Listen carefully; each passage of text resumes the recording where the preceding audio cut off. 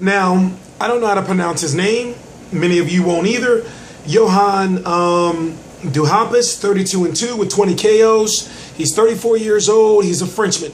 I'm T Street Controversy. This is T Street Controversy Live. That is who Deontay Wilder is fighting September the 26th, 2015 on PBC on NBC. His mandatory, a very big fight for him, a fight where, I'll be honest with you, I don't feel he's going to win. I may want him to win. Do I feel he's going to win? No, his mandatory, Alexander Povetkin, is taking on Mariusz Wach in November. So Deontay Wilder, not fighting since June, basically didn't want to have to wait, you know, like have all this time off without having a tune-up fight or whatever the case may be.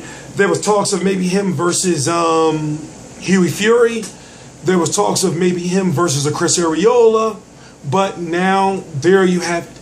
Now, he's going to get a lot of flack because he's the heavyweight champion of the world, and there's a lot of other heavyweights that fans would want to see him fight. Me, I already know what it is. I mean, people are asking already, I mean, who the fuck is this Duhaupas guy, really? Now, I already know that he wants to make a little bit more money before he fights Alexander Povetkin in a fight where if he loses, then you know Deontay Wilder's in a situation where if he loses, fans are going to be like, ha ha ha, I told you so. I told you he was a bum and he's never been good. On the other hand, if he wins against Alexander Povetkin, because a lot of American fans, they fraud and they may act like they know who Alexander Povetkin is, or a lot of these foreign fighters that I may speak of, but they don't. So Alexander Povetkin is the type of fighter that if you beat him, then that's a feather in your cap. That means you've done something that many other fighters, you know, that I feel right now in the division cannot do. Vladimir Klitschko did it, but they got really, it was a really, really intimate affair. They're very close.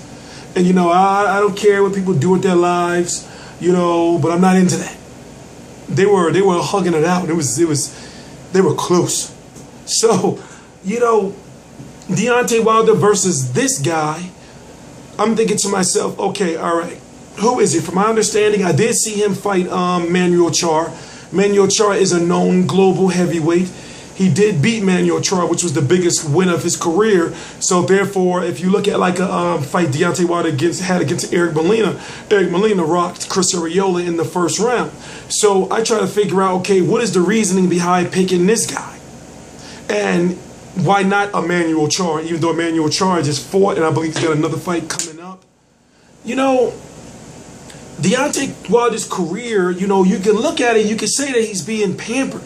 Not pampered, but he's being safely guarded. He's a heavyweight champion, but right now, since he's won the belt against BombZquadNation, and it took forever to make that fight against BombZquadNation, he fights Eric Molina, and then this guy, as a heavyweight champion, you know, the WBC green belt heavyweight champion, that's a lot of prestige. You can't keep going on fighting these guys. But as he said, you know, he's got to fight his mandatory, you know, because I had a chance to talk with him on August the 1st.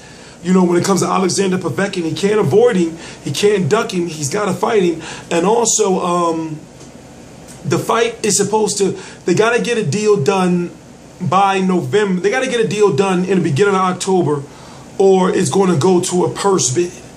So basically, from my understanding, even though Alexander Povetkin is fighting in November, Wilder versus Povetkin has to happen in January, no later than February. But from my understanding, it's got to happen in January, and both parties know it. So how did WBC allow Wilder to fight two other guys? You know, I don't know. Thank God, Raymond. But as it stands right now, September the 26th, PBC on NBC, Deontay Wilder versus Johan Duhaupas. He's, if I'm correct, 6'4", about 250 or so pounds. And right now, he's looking like a fighter that Deontay Wilder's just going to get another knockout under his belt, make a little bit of money, get that NBC national television exposure. Deontay Wilder, character-wise, is made for national television as far as boxing is concerned. And just another get-ready fight for his potential showdown with, his future showdown with Alexander Povetkin, because I got Alexander Povetkin beating Wach. I already did that video. Wash. T Street Controversy. T Street Controversy Live at RealCombatMedia.com. I cover every single major fight live. Please subscribe.